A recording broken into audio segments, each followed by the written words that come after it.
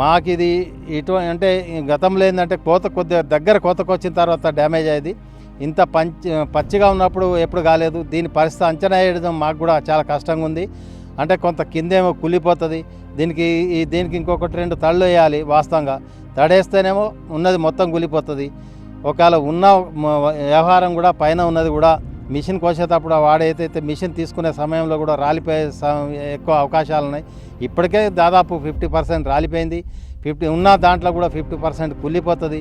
వచ్చిన చారణ కోసం మేము బారణ ఖర్చు పెట్టవలసిన అవసరం ఎంత ఉంది. 35,000 వరకు ఉంటుంది. కౌలు రైతుకు మట్టుకి వాడు 30,000 కౌలు రైతు చెల్లించవలసి వస్తుంది. 35,000 పెట్టుబడి అయింది. 65,000 పెట్టుబడి అయింది. మళ్ళీ రైతు ఏంటంటే ఇప్పుడు కొయ్యడానికి యాక్చువల్ ప్రతి సంవత్సరం 3-4 వేలు ఖర్చు అయ్యేది. దీనికి రమారామి 10,000 నుంచి 15,000 వరకు ఖర్చు కావడం జరుగుతుంది. కోసే ఖర్చు అయితే తప్పని పరిస్థితుల్లో మేము కోసి దీన్ని బయటకు